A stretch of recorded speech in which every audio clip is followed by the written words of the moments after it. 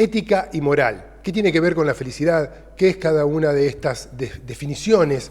¿Cómo nos relacionamos nosotros con la ética? ¿Cuándo dejamos de serlo? Esto vamos a estar hablando con el doctor Jorge Guareschi esta noche. Hola Jorge, buenas noches. Juanjo, buenas noches, ¿cómo estás? Bien, muy bien. Me alegro mucho. ¿Qué es la ética? La ética y la moral. Y la moral. La ética es la ética sería como una especie de reflexión intelectual filosófica acerca de lo que es la moral. ¿No? La moral no es ni más ni menos que un conjunto de normas y un conjunto de principios que caracterizan a un determinado grupo humano, ¿no? Entonces, cuando pensamos en moral, tenemos que pensar en un estudio de las conductas y básicamente qué es lo que está bien y qué es lo que está mal, ¿no? Entonces por ahí ya es como que estaríamos ya pensando en la moral lisa y llanamente como en cuestiones ya de juicio. Claro. ¿No? Porque ¿quién puede decir qué es lo que está bien y qué es lo que está mal? Claro, eso te iba a preguntar, ¿qué tiene que ver la moral? ¿Tiene que ver algo conmigo o tiene que ver algo con el otro? Con la relación, a cómo me ven. Y esa es precisamente la gran pregunta, ¿no? Es decir, la moral tiene que ver conmigo y también tiene que ver con el otro, tiene que ver con la otredad. Tiene que ver conmigo porque de pronto si siempre hacer las cosas bien es mejor que hacer las cosas mal, entre comillas. De pronto, ¿qué es hacer las cosas bien? Es hacer las cosas bien desde el punto de vista individual, subjetivo y para cada uno. Pero ahí aparece un Immanuel Kant y para decir, bueno, porque las dos grandes vertientes de la ética son una que va por el tema del deber ser, ¿sí? Y la otra que va por la búsqueda de la felicidad. El tema del deber ser está muy influenciado por el pensamiento de Immanuel Kant cuando él sostiene que para vivir de una buena manera, inclusive para estar bien en la vida, éticamente, tenés que vivir de tal manera que tus conductas sean como una especie de máxima universal, ¿no?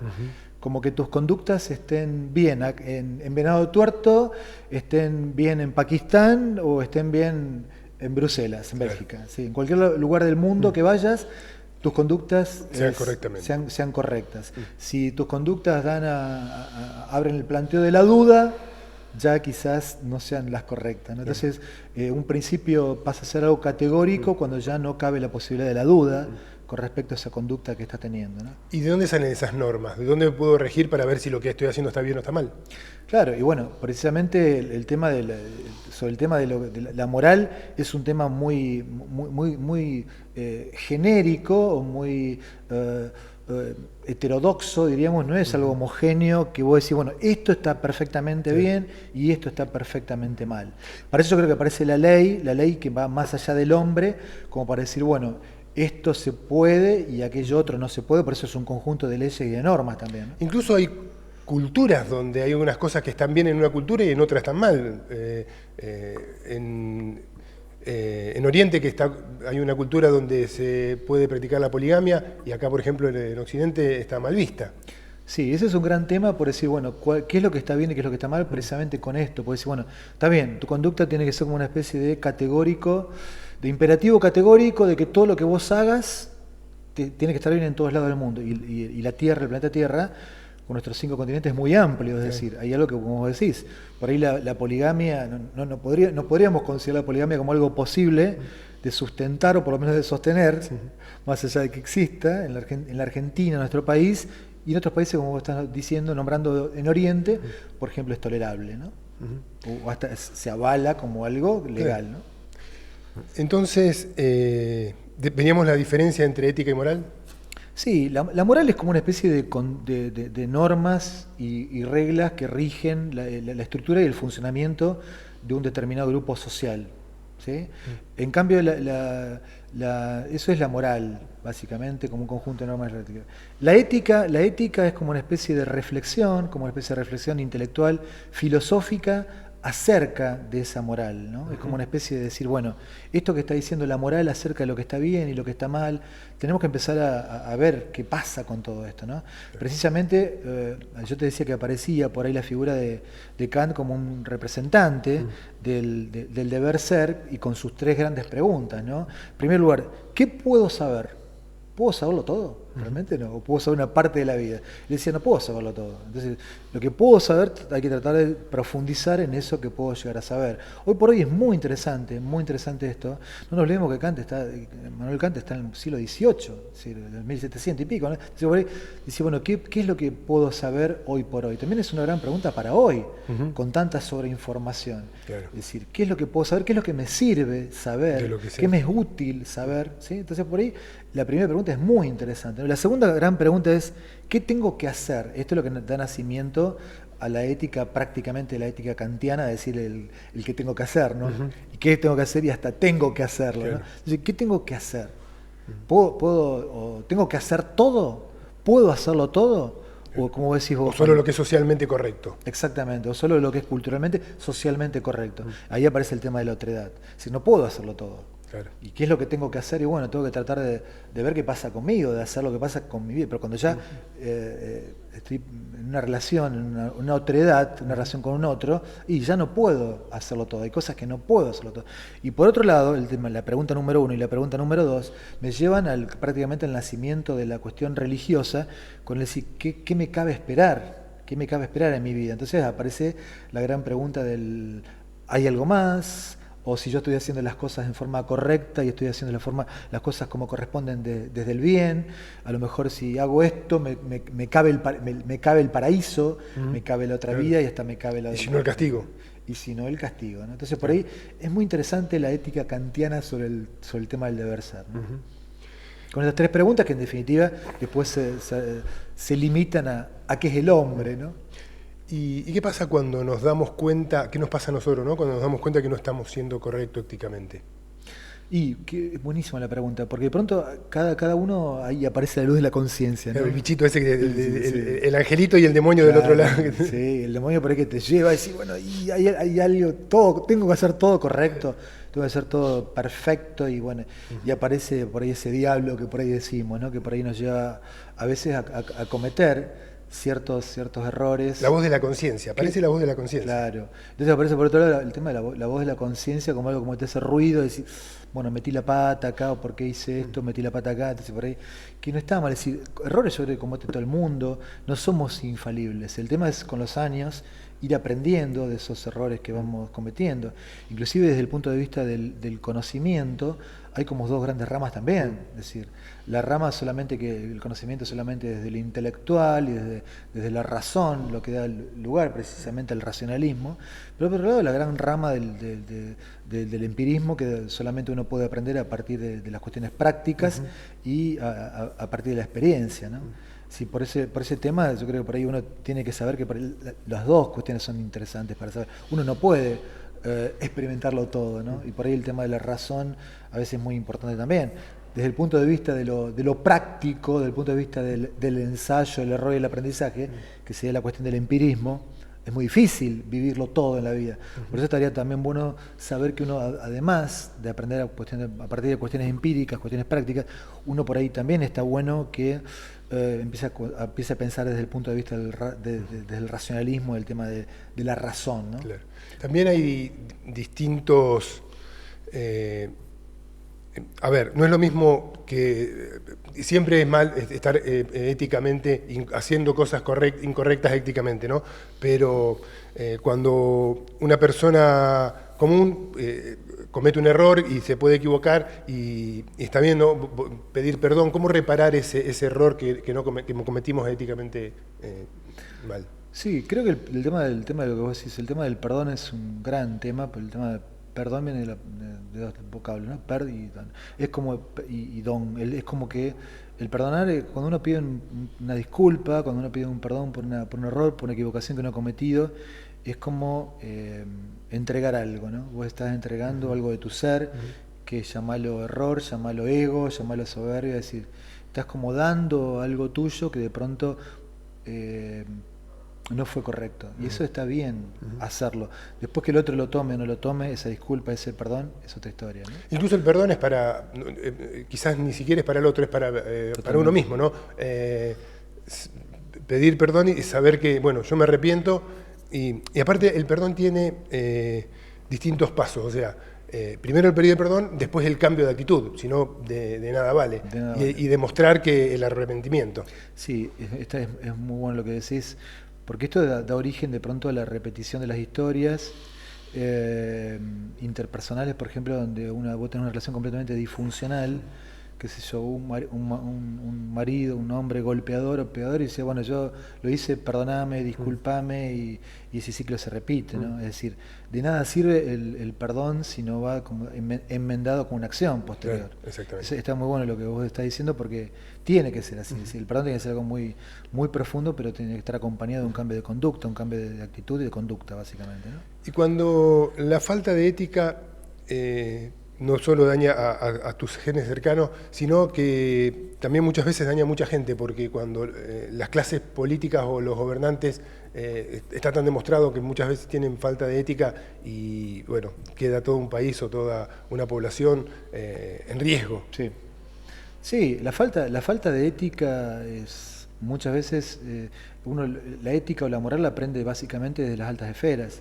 Arrancás, si querés, como estabas diciendo vos, de una cuestión ya del país, es el vértice, ¿no? Los que tendrían que dar, más en nuestro país, Argentina. Tendrían que dar el ejemplo. Claro, exactamente, tan presidencialista, y por ahí, yo creo que por ahí tendría que empezar el ejemplo de una concordancia, de una coherencia, es decir, qué es lo que está bien, qué es lo que está mal, qué es lo correcto. Y de pronto, bueno, obviamente uno aprende básicamente en la familia.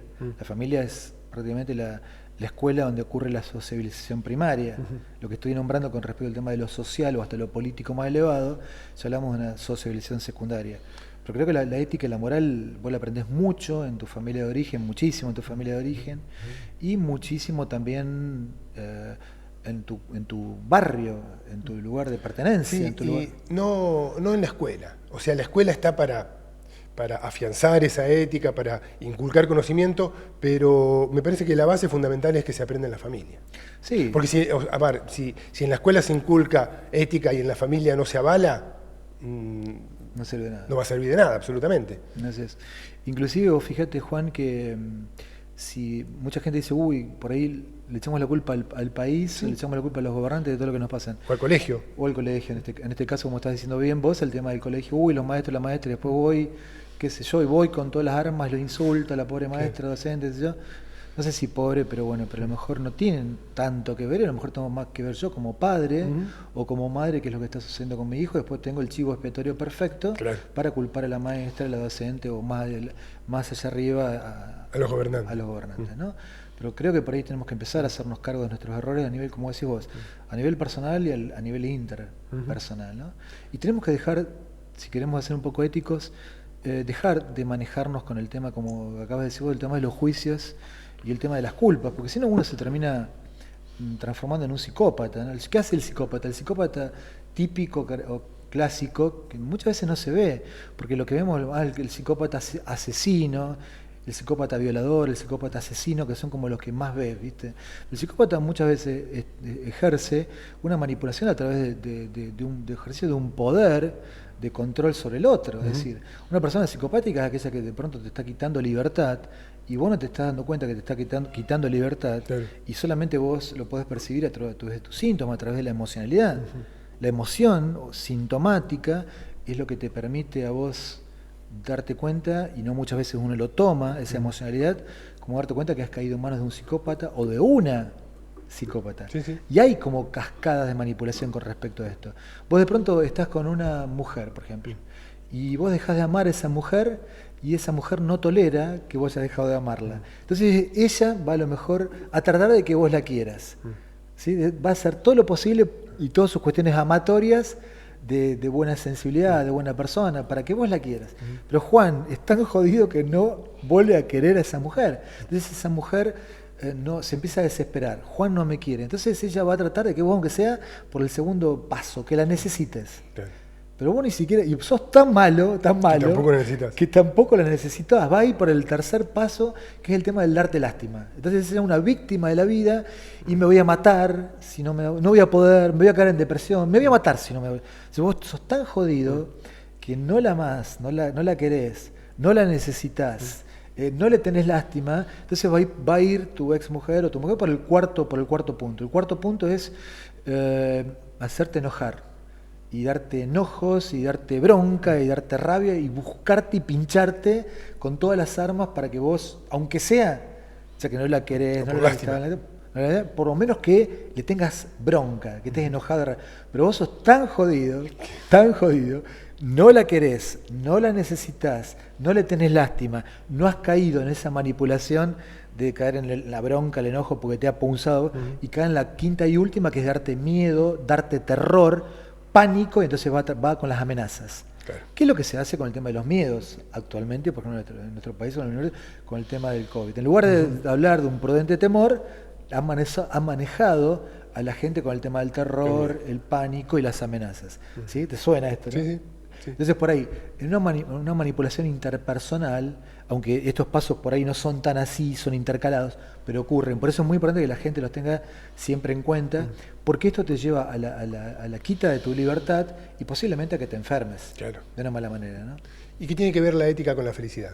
Qué buena pregunta, qué buena pregunta. Yo creo que la otra gran rama de la ética, sabiendo de la rama del deber ser, aparece la rama de la búsqueda de la felicidad, liderada por un gran filósofo que se llama Baruch Spinoza. Yo lo sugiero buscarlo, porque es tan interesante la historia.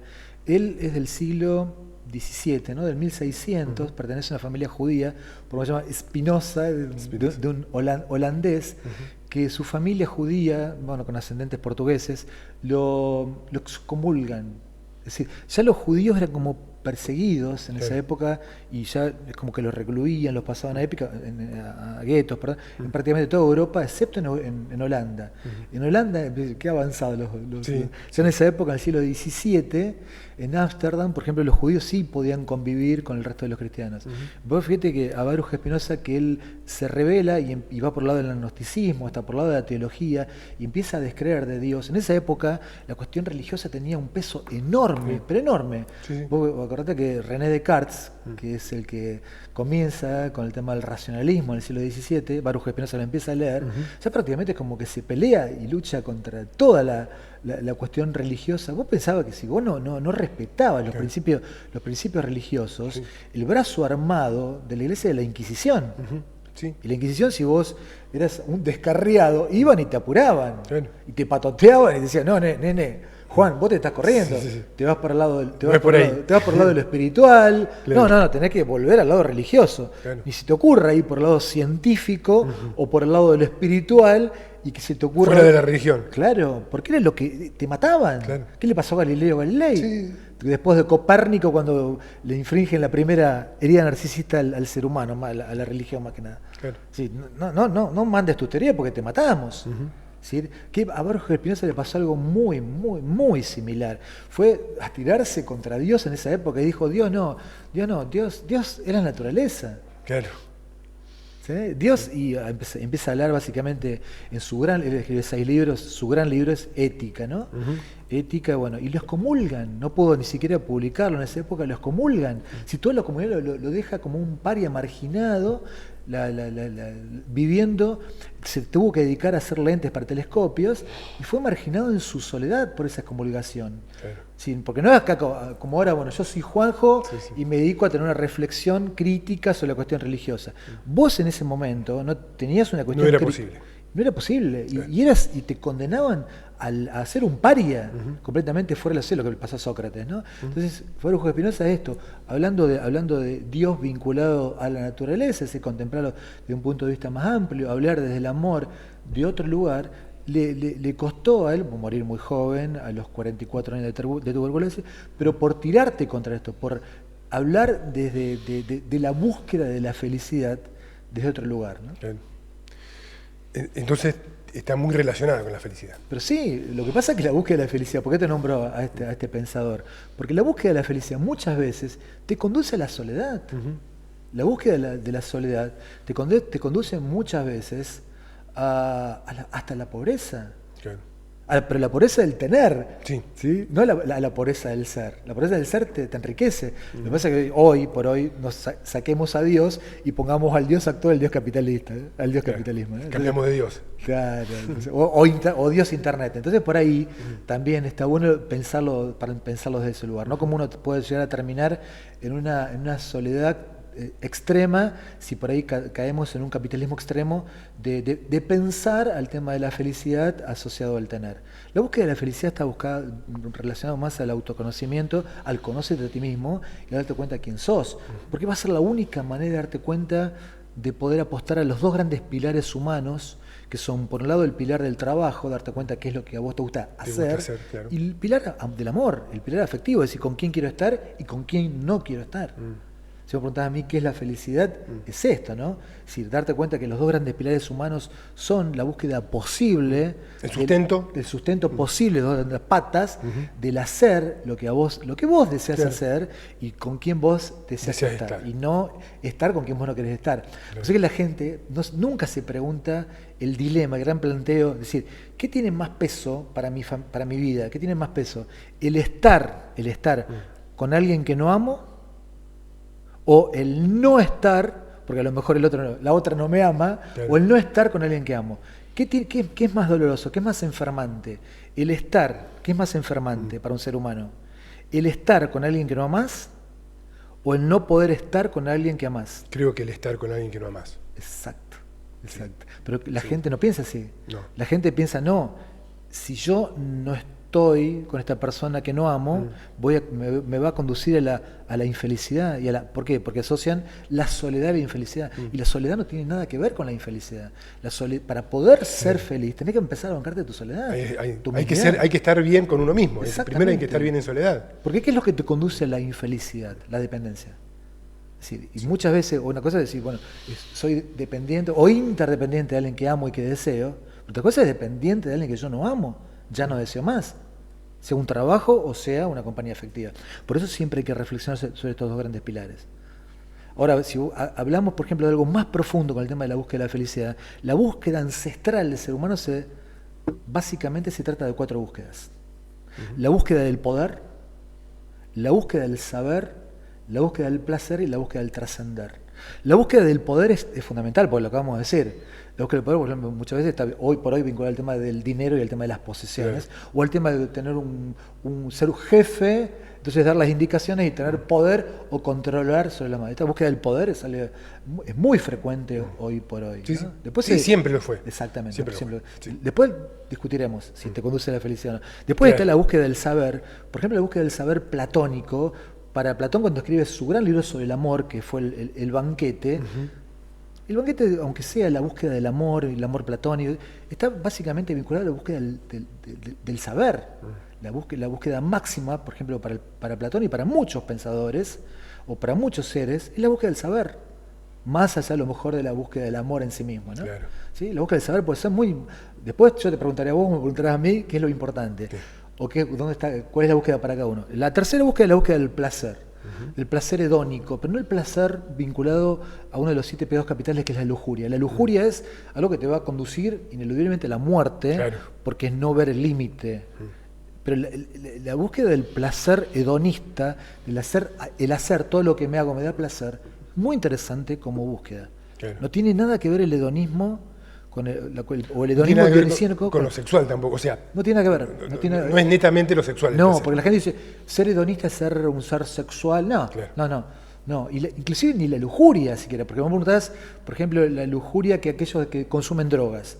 Para aquellos que consumen drogas, la lujuria... Es lujurioso, un acto lujurioso. Exactamente, no es para aquel que consume cocaína, por ejemplo, vos le decís, ¿qué te da más placer? Estar con una mujer... O consumir cocaína. Y te voy a responder consumir cocaína, claro. El cocainómano. Claro. Para nosotros, ¿qué nos va? ¿Qué vamos a responder? Una mujer. Exactamente. Entonces, la tercera búsqueda del placer, es todo un tema para también repensarlo, porque no solamente incluye el tema de la sexualidad. Y la última búsqueda del ser humano, que es la búsqueda de la trascendencia, muchas veces, algunos de la búsqueda de la trascendencia la encontraron una obra literaria, dejar un libro escrito, otro una pintura, otros una obra musical y otros a lo mejor tener un hijo. Es decir, el sentido no es una cuestión cultural, sino la cuestión de la procreación. La necesidad de uno. Muy interna. Es una de las 7 necesidades básicas del ser humano. Si no se termina como género, la humanidad, claro. Si no existiera esta cuestión interna que inclusive la gente dice, hay un instinto maternal cultural. No, hay prácticamente una necesidad, es una de las 7 necesidades básicas, que algunos la tendrán. Trascender. El trascender. Trascender. ¿Sí? Trascender. La búsqueda del trascender puede ser, a lo mejor, en algunos, en una obra literaria, escribir un libro, otros en una obra, dejar una música artística. No sé, Beethoven a través de su Moonlight Sonata, Claudio Luna, vos lo escuchás, y después de 200, 300, y va a trascender, trasciende en tus oídos. Para otros, para vos, para mí, a lo mejor va a ser algo más simple. ¿Sí? Para otras personas, tener un hijo, tener una hija, ¿sí? Para otros tener a lo mejor una familia. Consolidar una familia. Pero esas son básicamente las cuatro búsquedas básicas esenciales en el ser humano, ¿no? Para algunos serán más importantes unas, para otros serán más importantes otras, ¿no? Sí. Y en eso está la gran diferencia, ¿no?, de la humanidad. Cada uno va a encontrar qué es lo que le hace bien y qué es lo que lo lleva a la felicidad y al bienestar. Porque la felicidad, en definitiva, no, la felicidad, bueno, la felicidad como pico de la felicidad solamente son momentos. Si vos lo pensás como una cuestión orgasmáticas, son momentos. Claro. Pero la felicidad como estado es una especie de estado anímico interno, prácticamente diría de un estado de serenidad, de calma, de paz, claro, de tranquilidad interna. Porque vos, mucha gente asocia la paz con que no hay energía. No, la energía asociada a la paz, a la serenidad, es una energía muy fuerte. Sí. No es una energía a lo mejor tan adrenalínica, la efusividad, cuando yo estoy jugando al fútbol, al básquet, qué sé yo, o al tenis. Sí. O estoy haciendo el amor con una mujer. Es decir, la cuestión, eso te da son momentos. La cuestión de la felicidad interna está más vinculada a una cuestión de sentimiento interno, donde vos sentís que estás en el camino correcto, en la dirección correcta, donde estás a lo mejor haciendo lo que te gusta, estás con las personas que vos deseas estar, no estás con aquella persona que te está manejando psicopáticamente, porque vos aprendiste a lo mejor a poner un límite, ni tampoco hacer lo contrario, ¿no? No manejarte con alguien de ese modo. Exacto. Si alguien te dice adiós, bueno, lloraremos, haremos el duelo, nos ponemos tristes y aceptamos el corte y vamos para otro lado para habilitarnos para vivir una nueva vida, nuevas historias. Y también considerar que esto solamente se puede lograr a partir del conócete a ti mismo, descubrirte quién sos, más allá de ese ego, de esa soberbia, para lo cual hay que tener mucha humildad, mucha disponibilidad y mucho coraje para poder hacerlo, ¿no? Para redondear, ¿qué debemos hacer para ser éticamente correctos? Qué buena pregunta. ¿Qué tenemos que hacer? Y ahí sí aparece. ¿O cómo podemos ser éticamente correctos? Pero está bueno lo que vos planteás, el tema del hacer para llegar al ser, que no siempre es el ser para llegar al hacer. Pueden ser, me cambiaste la visión, está bueno también, me voy a tratar de meter con lo que vos planteás. Yo creo que para el tema del hacer, yo creo que uno tiene que tratar de hacer lo que le gusta, lo que vos sentís, lo que a vos te da placer hacer, sin afectar dentro de lo posible a los demás. Bien. Y de ese modo yo creo que vamos a tratar de ser la mejor versión de nosotros mismos, vamos a tratar de ser la mejor persona posible sin afectar tanto a los demás, haciendo lo que a vos te gusta. Pero también hay veces que para poder ser y para poder llegar a ser, en primer lugar, vos tenés que cortar cadenas. Hay veces que tomar distancia, muchas veces con la familia de origen, que es el primer obstáculo, para poder llegar a ser plenamente lo que vos querés hacer. ¿Y cuando nos damos cuenta es que no estamos siendo éticamente correctos? Y bueno, ahí hay que hacer un cambio, ¿no? Hay que hacer un cambio porque de pronto, si estamos afectando a otros, yo creo que hay que empezar a hacer un cambio, ¿no? Un cambio importante de planteos, ¿no? Hay que por ahí pensar cuál es el sentido de la existencia humana. El sentido de la existencia humana para mí es disfrutar de ser feliz, te lo voy a decir, sin joder, sin afectar a los demás. Y si lo estoy haciendo sin darme cuenta, por ahí va a parecer alguien o tu propia conciencia, bueno, esto no corresponde hacerlo, ¿no? Muchísimas gracias. A vos, Juanjo. Gracias a ustedes también por habernos acompañado. La verdad que para tenerlo en cuenta, ¿no? Un tema que habla de ética, de moral, de cómo comportarnos ante la sociedad y más que nada ante nosotros mismos. El primer observador, el primer juicio tiene que ser nuestro. Cuando a nosotros sentimos que está bien lo que estamos haciendo, le estamos haciendo bien a los demás. si sentimos que realmente no está bueno, incluso no solo le vamos a hacer mal a los demás, sino que nos va a hacer mal a nosotros mismos, porque todo vuelve, porque todo es energía y lo que damos, lo que brindamos al otro es lo que regresa a nosotros.